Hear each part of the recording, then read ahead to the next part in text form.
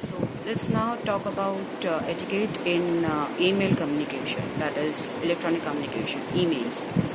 So email is basically like a loaded gun. Having quickly sent a message in a moment of anger on most email systems, you cannot retrieve it. In electronic communication, you establish many more relationships where you do not know the people with whom you are communicating. You may never have even met them. Thus, you have not built a high level of trust with them, and it is easy to interpret or misinterpret intentions. In email lacks context. You do not know what pressures the other person is under, and so may press too hard at times for action or a reply and be surprised at a fiery response. Email is more public. You should always assume that an email that badmouths or criticizes someone could end up being forwarded to them or overseen, which means while we mark emails in the heat of moment or in anger, there are a lot many people apart from the two. There are person in CCs or BCCs which tend to receive such emails. So the email which was meant to be viewed or read by a specific person is now being read by most of the parties, which is unpleasant, right? So what are elements of email communication we should take care of while drafting an email? So first thing is subject. The subject must be concise, meaningful, and ideally confined to around 5 words in order to catch the receiver's eye and not get lost in n number of mails that the person will receive in a day. It is also important to change the subject in string mails to suit the current context. The second point is no fancy fonts. And professional email is considered one which has one single font in throughout its mail. Also, we can use emoticons sparingly to ensure your tone and intents are clear. Typing your emails in small case gives the perception of lack of education or laziness. Why emoticons now?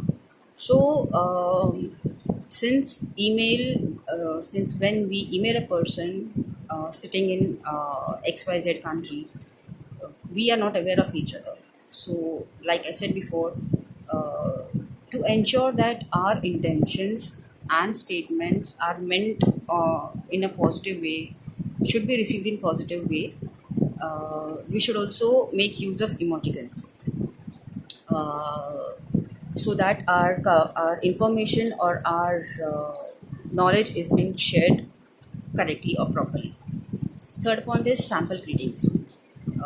Whenever we send a mail, we should ensure that our words should not be harsh. It should sound very polite and in a positive way. For example, instead of writing "could you please," we can write "could you," then our matter, and at the end "please." This sounds, very calm rather than "could you please." "Could you please" sounds very harsh. Another example is, would you be so kind as to, then our sentence, versus "I'd be grateful if you could." So you can see the differences between these two situations, these two sentences.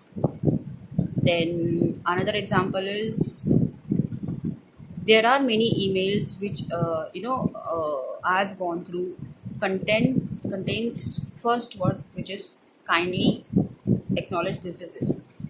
Rather, we can also use words like "could you," "could you please." Then another is "immediately" or "without further delays," versus "I would be grateful for your prompt reply," or "I look forward to hearing from you as soon as possible."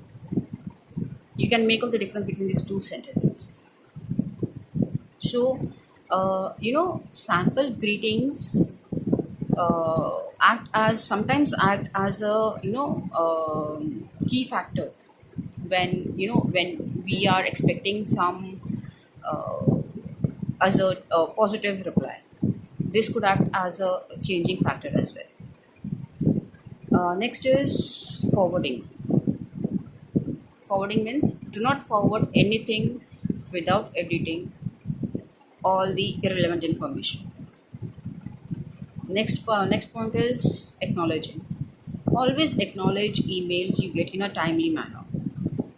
For example, if you receive any sort of information, any sort of update, you should always reply saying noted or thank you, which means the information which is been sent by the other party is been acknowledged by us. We have read through the mail, we have gone through it.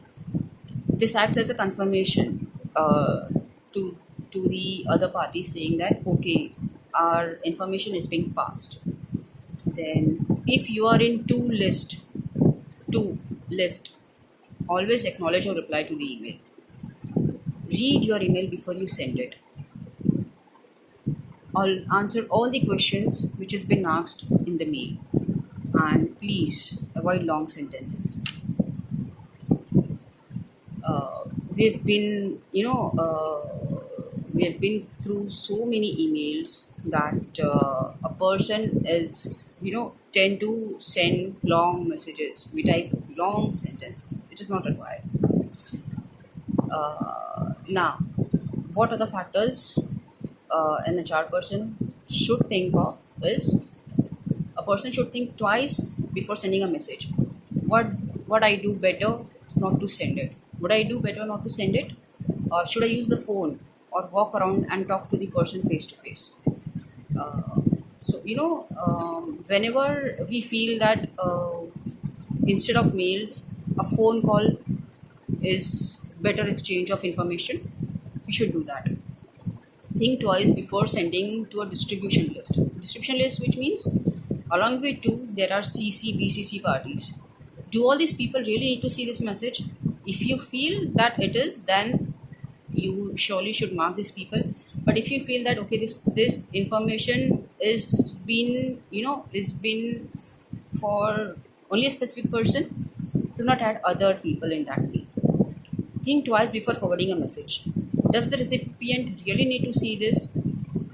It doesn't mean, or it is not required to email each or every information like yes, okay, not required. In all cases it is not required, but when an information is being passed, you should always acknowledge it. Think twice before copying a message. Do they really need to see it? Think twice. For example, if you have sent information prior, it is not required to send that same information again and again throughout. Think twice before replying to every recipient of the message. Maybe just the author will do. Like I said, every information is not tend to be received by all the parties. So, what's the conclusion of this message or this mail?